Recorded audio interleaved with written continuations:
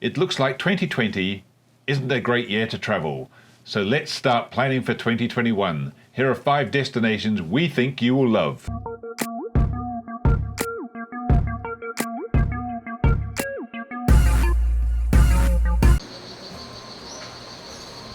Costa Rica is a country of contrast.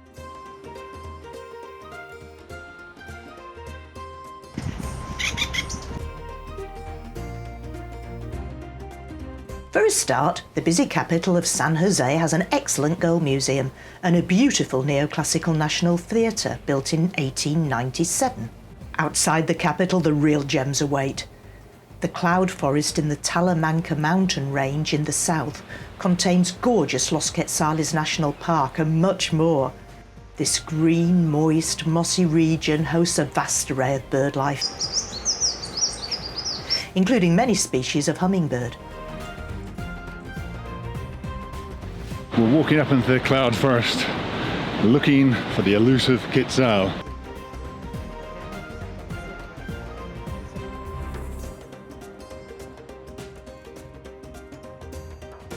The province of Heredia, further north, boasts the Sarapiquí River and superb areas of primary and secondary rainforest.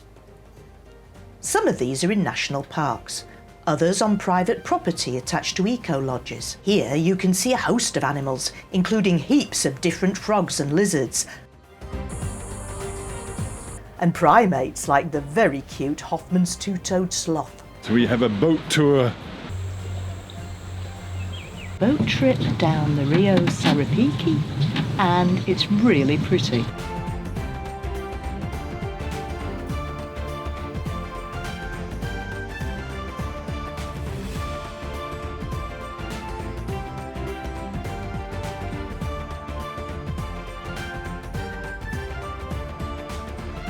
There's so much to enjoy in Costa Rica. Explore for yourself. From the time you arrive in the Cook Islands, it's time to relax and move to island time. The trip to your hotel or guest house won't take very long, as the main road around the island is only 30 kilometers in total. Once you have checked in, it's time to plunge into the water for some snorkeling or maybe even some diving.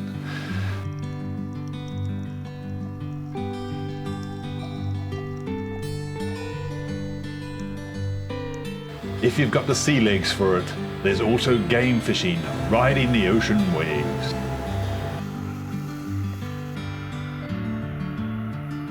With a little luck, you'll return with a catch of the day. In this case, 2 yellowfin tuna.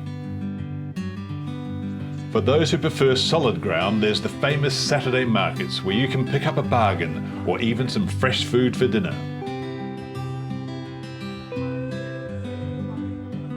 When the evening comes, why not take a paddle on Murray Lagoon? You may even pick up a local.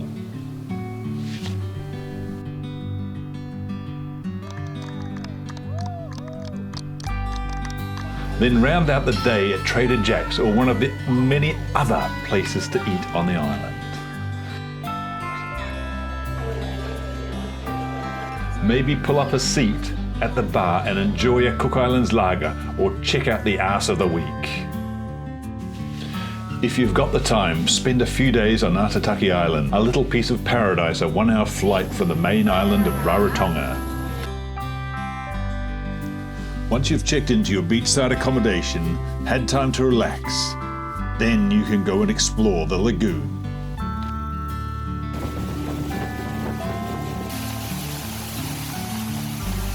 Here you can swim next to giant wrasse and giant trevally.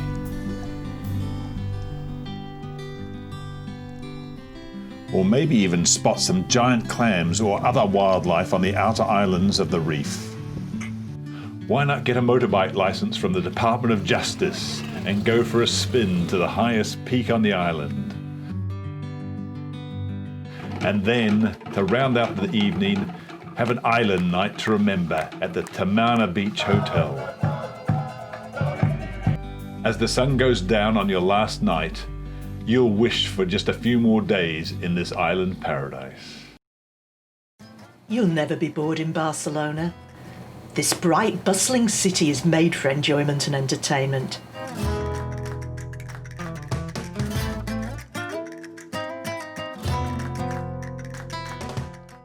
We are now outside Barcelona Cathedral.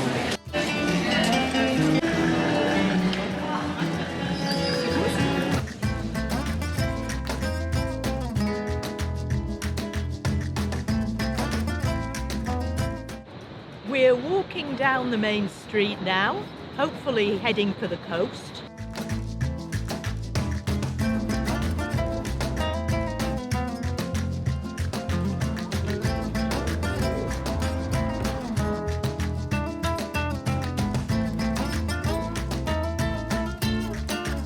Playground of the rich and super rich. We've stopped for a beer. So we're having a drink. Even if you're not an architecture fan, you'll be spellbound, as I was, by the work of Antoni Gaudi, the great exponent of Catalan modernism. His distinctive buildings are dotted around Barcelona, and many of them are open to the public. I loved Casa Batlló, or as I called it, the Alice in Wonderland house, and the interior is as amazing as the exterior.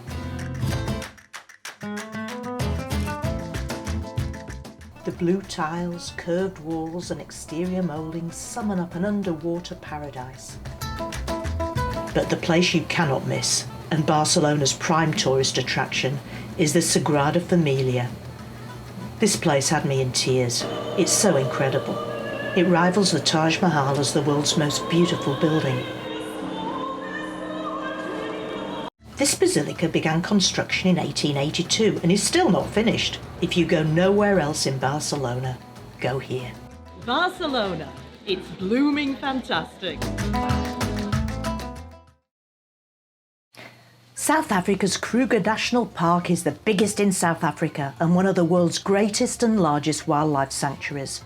It's about the same size as Israel or Wales and covers 20,720 square kilometres or 8,000 square miles. Its environmental and conservation focus is fab.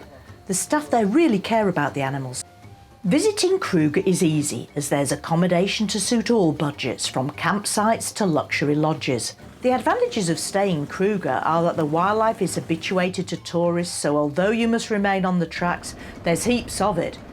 You can self-drive and you can make your own itinerary. If you don't want to drive yourself around the park, you can book ranger-led safaris, which are heaps of fun, and the rangers know the best places to see wildlife. The rangers are passionate about the animals and love to answer questions. A great way to get off the beaten track and away from the trails is to book a multi-day walk in the park. These are great experiences. You get to see gorgeous landscapes, sleep in camps with the sounds of wildlife around you, and walk with the animals and birds. Groups are small, so you can meet other people easily and get to know your ranger too. Whatever you do, pre-book, as this is deservedly a popular area.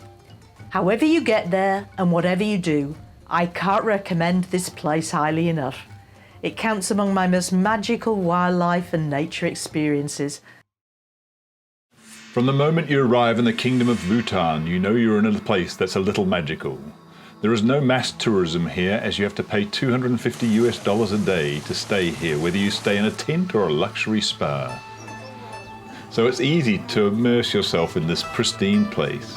One of the first things people do after getting to know the lovely town of Paro and the Paro Valley is to trek up to the Tiger's Nest Monastery, one of Bhutan's sacred religious sites. The buildings that make up the site cling to the sides of the cliffs.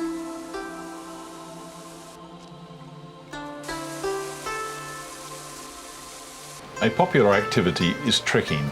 The most famous trek of all is the Snowman Trek, lasting 24 days and considered one of the hardest in the world. At 300 kilometers long and crossing 11 passes of more than 4,500 meters high, this is not your average day walk. But there are easier and shorter treks to do as well. Once you have your guides and pack horses or yaks, it's time to head off into the Himalayas, the highest and greatest mountain range in the world. Many treks pass by Mount Jamahari, a sacred mountain 7,326 meters high. Here you can see lots of different wildlife.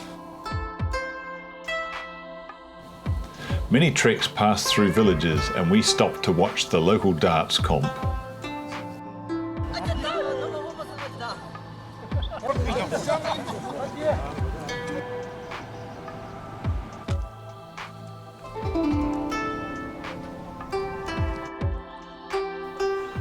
Pop into the local store and see what's cooking for lunch. Or check out the archery competition. Bhutan's national sport is archery.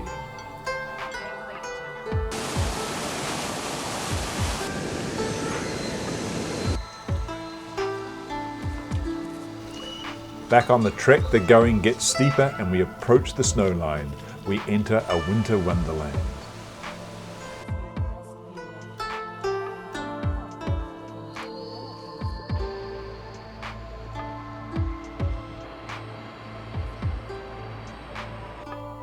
As we descend from our highs, we press on past the local store before we rendezvous with our bus to take us back to reality.